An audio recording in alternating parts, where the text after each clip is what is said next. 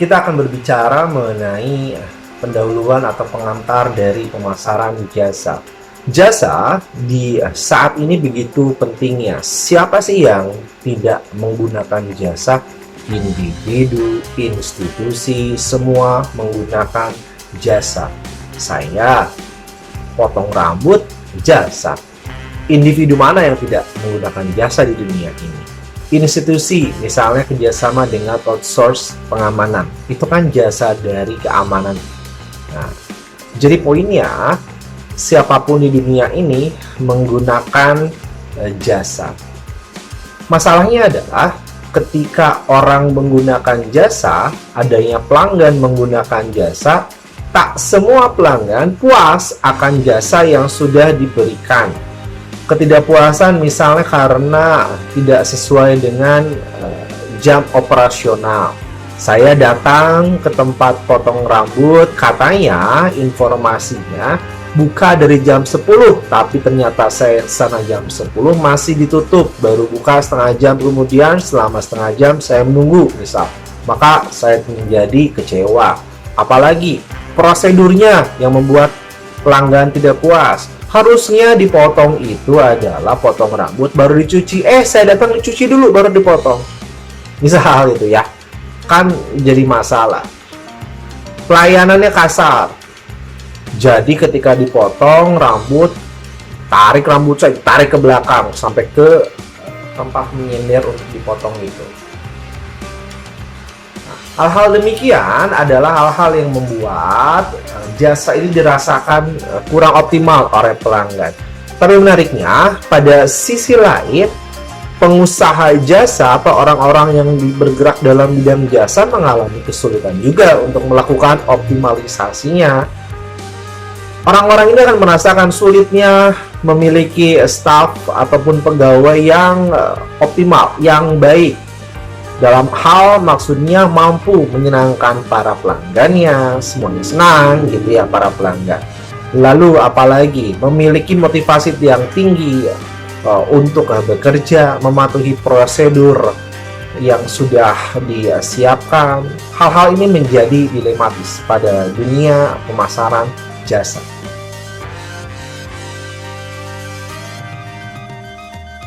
Perkembangan jasa di dunia, atau lebih spesifik lagi penggunaan jasa di dunia ini terus berkembang dan berkembang, sehingga sekitar 80% di dunia ini menggunakan jasa.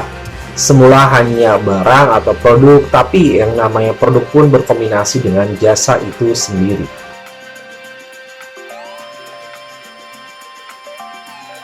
Butler and Armstrong pada tahun 2012 mengemukakan pengertian dari jasa. Poin dari jasa menurut Butler and Armstrong yang pertama adanya aktivitas. Aktivitas ini memiliki manfaat, memiliki kepuasan terhadap pelanggan.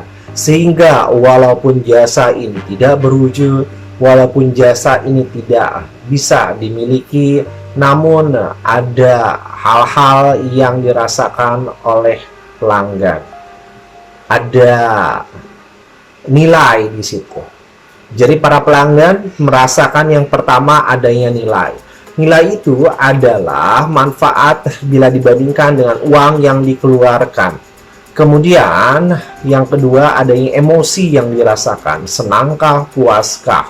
Yang ketiga adanya penilaian terhadap pengalaman yang sudah dirasakan tersebut. Dan yang keempat, yang terakhir adalah intensi. Intensi ini maksudnya akan membeli kembali ataukah melakukan rekomendasi, atau dalam pemasaran istilahnya word of mouth. Ya, dari diceritakan kembali ke orang, direkomendasikan untuk membeli yang jasa ataupun produk yang sudah dirasakan.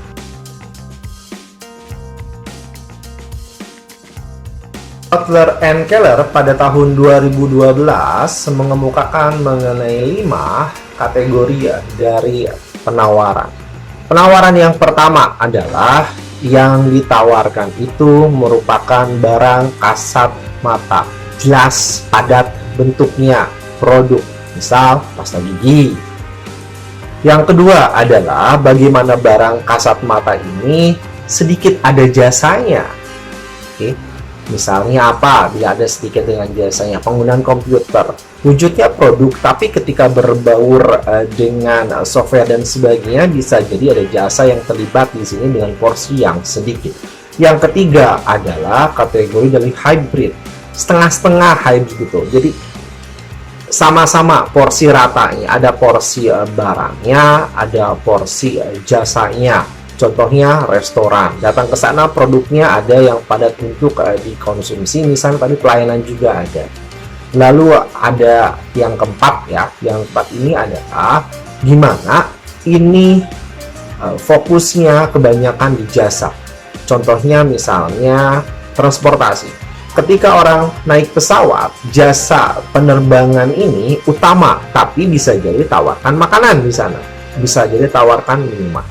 Yang kelima adalah yang terakhir dari kategori ini, bagaimana murni jasa yang ditawarkan. Contoh, saya sebagai hipnoterapis, ketika jasa saya ditawarkan, ya itu kan murni hanya jasa saja.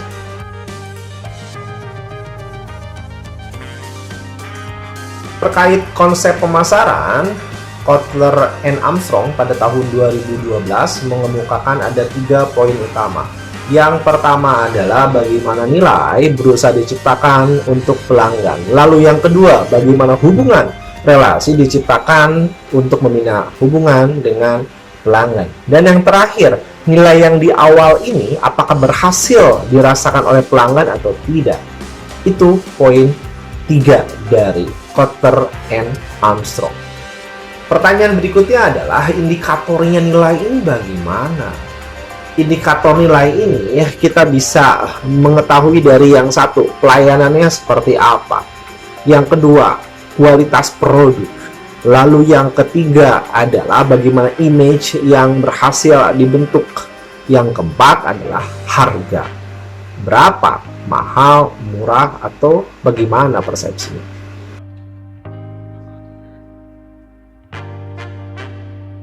Kita sudah membahas mengenai pemasaran, maka selanjutnya yang akan dibahas adalah pemasaran jasa. Ada 5 poin penting terkait pemasaran jasa.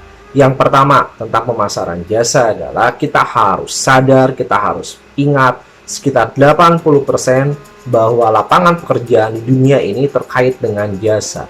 Poin yang kedua, karena itu adanya para masyarakat, adanya orang-orang di dunia yang sudah mulai menyadari dan mulai mengaplikasikan.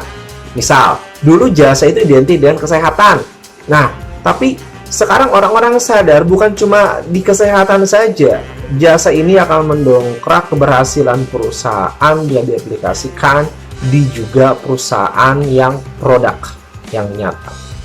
Poin ketiga terkait pemasaran jasa adalah contoh bagaimana wujud bahwa jasa ini sudah diaplikasikan.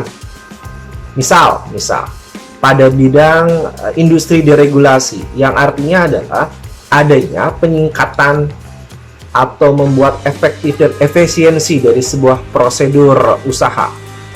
Pada penerbangan, dulu rute penerbangan, harga tiket, bagaimana persentase untuk travel bisa jadi ditentukan oleh pemerintah.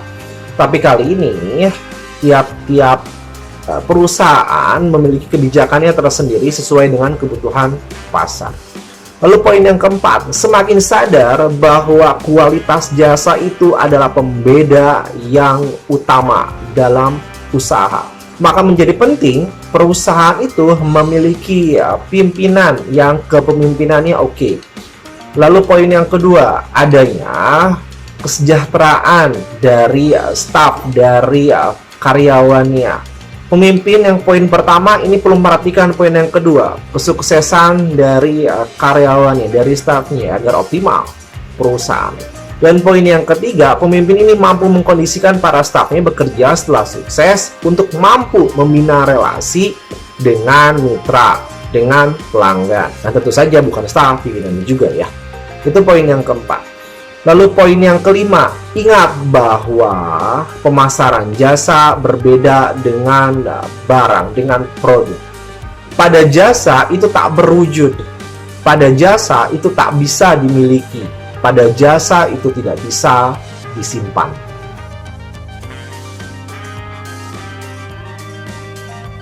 Saya akan menegaskan karakteristik dari jasa. Yang pertama, yang namanya jasa itu tidak bisa dimiliki, maka hanya bisa dirasakan nilainya. Contoh, pergi ke bioskop menikmati jasa hiburan. Bagaimana caranya agar orang berkunjung lebih sering? Keunggulannya apa dari bioskop ini?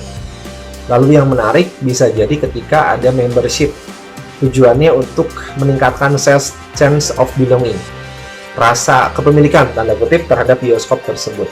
Bisa jadi juga adanya service, pelayanan-pelayanan seperti diskon, bonus tiket, kemudian membeli tiket, dan lainnya. Yang pertama, terkait bahwa jasa itu tidak bisa dimiliki. Yang kedua, jasa itu tidak berwujud karena itu tidak bisa dipajang. Pertanyaannya adalah ketika tidak bisa dipajang, mempromokannya seperti apa? Cara paling tepat mempromokan dari jasa ketika ada yang merekomendasikan. Paling bagus kalau yang merekomendasikan adalah orang yang punya power, punya kuasa, opini didengarkan. Ketika ada jualan mobil di mall yang didekati biasa bapak-bapak, karena dirasakan ketika menawarkan ke bapak dalam keluarga itu punya uang, punya wewenang untuk menentukan akan membeli mobil yang mana untuk keluarganya. Lalu bagaimana meyakinkan bahwa jasa yang tak berwujud ini baik? Dari atribut fisik juga bisa. Ketika jasa keamanan seragamnya gagah, lengkap, nah itu bisa menambah keyakinan. Yang ketiga, jasa itu tidak bisa disimpan. Jual jasa penginapan, kamar hotel, ini kalau nggak ada yang berkunjung ya udah jadinya tidak ada yang menempati, bisa jadi tak terawat apabila tidak ditempati dalam jangka waktu yang lama. Maka kuncinya adalah bagaimana orang-orang pemasaran ini mengatur jadwalnya, diskonnya, reservasi. Nah, itu penting terkait poin nomor 3. Yang keempat, bahwa input dan output dari jasa ini bisa jadi bervariasi karena tergantung dari pelanggannya. Pelanggannya mau diajak kerjasama nggak untuk ditanya untuk dilibatkan dalam pengambilan pembentukan jasa dalam perusahaan. Lalu yang kedua adalah bagaimana terkait motivasi dari pekerja, dari dari karyawannya. Dan yang ketiga adalah beban kerja di perusahaannya, sudah cukup padat atau belum. Caranya ya upgrade, investasi di kemampuan dari pelanggan, kemudian ciptakan hubungan yang baik dengan pelanggan ini sehingga dapat mendapatkan informasi yang penting untuk meningkatkan dari jasanya. Sudah 4 ya. Baik, yang kelima, dalam jasa itu pelanggan dilibatkan. Seperti tadi ada sedikit unsur ya di sana ya, yang di poin nomor 4. Yang kelima, pelanggan dilibatkan. Kalau jualannya produk kan produksi dulu ya. Produksi dulu, dijual, dikonsumsi. Kalau jasa dijual dulu. Contoh, pergi ke dokter kan kasih tahu dulu nih, dijual dulu nih ada jasa dokter. Oke, habis itu lalu dikonsumsi. Ini titik poin paling penting dalam jasa ini, poin nomor 5, karena pelanggan itu kan ketika dilibatkan maksudnya datang ke dokter, ditanyakan sama dokter, oke, sakit apa keluhannya. Lalu lalu diberikan resepnya. Tahu ya kan dari keluhan dan gejala yang dirasakan ini, maka pelanggan dilibatkan dalam jasa. Lalu yang keenam, adanya saluran distribusi. Saluran distribusi ini kalau untuk jasa, telepon, internet berbeda dengan kalau yang produk ini kan terkait fisik, pelebaran jalan, pabrik, ya. Itu yang distribusi. Lalu yang selanjutnya, bagaimana dalam jasa ini waktu sangat berpengaruh. Yang namanya jasa itu langsung kan, waktu berpengaruh. Potong rambutnya saat itu ketika panjang. Secara lebih luas ketika berkait dengan waktu, dalam jasa ini orang akan memperhatikan sangat waktu. Orang rela membayar lebih misal apabila untuk produknya ini waktunya ini bisa dihemat. Maka menjadi penting bagaimana mengatur dengan manajemen operasional. Salah satunya biar orang tidak menunggu lama. Dengan ini kan lebih nyaman di perusahaan tersebut. Yang kedelapan, Yang kedelapan, sebentar, saya review dulu. Yang belum disebut adalah yang selanjutnya. Oke, bagaimana adanya orang lain atau pelanggan yang ada di perusahaan atau yang ada di kantor itu juga mempengaruhi yang lain. Makanya butuh ada pemisahan dengan karakter-karakter dari pelanggan. Contoh nyatanya, smoking room misalnya. Ketika ada orang di restoran makan khusus area merokok dan tidak. Ini tujuannya agar sama-sama nyaman. Kalau dicampur justru akan mengurangi kenyamanan dari karakter masing-masing dari pelanggan. Ya, sudah 8. Oke. Yang selanjutnya, yang terakhir, yang ke-9 adalah bagaimana jasa itu sebenarnya sulit untuk diukur. Karena kan jasa itu pertama wujudnya tak berwujud. Ya, wujudnya tak berwujud. Ya, atau secara singkat ya, jasa itu tak berwujud. Secara fisik dan secara mentalnya. Ketika ditawarkan, oke ini jasa yoga dari Rom Yoga. Pertanyaannya adalah, oke jasa yoga itu seperti apa? Ini makanya orang-orang frontliner, orang-orang di depan itu perlu mampu menggambarkan dengan detail fasilitas atau fiturnya seperti apa. Ada dokumentasi dari kegiatan yoga, misalnya ada videonya, ada foto-fotonya. Bagus lagi kalau ada asuransi, misalnya ada garansi. Oke Pak Ibu, nanti kalau misalnya tidak ada hasil dalam 1 kali pertemuan, maka ada gratis pertemuan yoga lain.